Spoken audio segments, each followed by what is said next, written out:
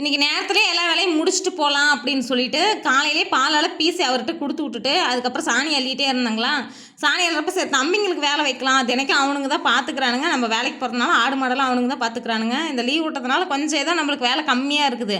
அதனால் மற்ற வேலைக்கு அதிகமாக போகிறதுங்கிறதுனால சரி இன்றைக்கி நம்மளே எல்லா வேலையும் முடிச்சிடலாம் அப்படின்னு சொல்லிட்டு தம்பிங்க தூங்கிட்டு இருந்தாங்க. அவங்கள எழுப்பாமையில நானே போய் பாலெல்லாம் பீசி அவர்கிட்ட கொடுத்து விட்டுட்டு சாணியெல்லாம் அள்ளிட்டு கடுதார் கூட்டிகிட்டு இருந்தேன். அவர் வந்தோடனே என்ன வேலை செஞ்சிட்ருக்காருன்னு பாருங்கள். கண்ணுக்குட்டிக்கு நீர் ஆப்பிள் கொடுத்துட்ருக்காரு. நம்ம சாப்பிட்றத விட நம்ம வளர்க்குற கண்ணுக்குட்டி நல்லா சாப்பிடும் நீர் ஆப்பிள். நம்ம ஒன்று சாப்பிட்டோன்னா அதுக்கு ஒன்று கொடுத்துருவோம்.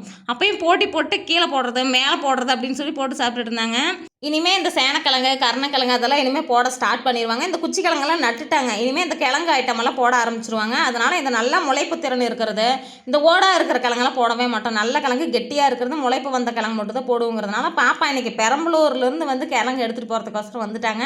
இவங்களுக்கு தான் இன்றைக்கி கிழங்கு போகுது. அதனால் நல்ல கிழங்காக ஏற்றி விடலான்னு சொல்லி சைஸாக இருக்கிற கிழங்கெல்லாம் ஏற்றி விட்டுட்டோம். ஒரு 2 மணி நேரத்து வேலை தான். வேலையெல்லாம் முடிச்சுட்டு இன்றைக்கி நம்மளோட கடமை ஓட்டு போடணும் இல்லைங்களா, கிளம்பிட்டோம்.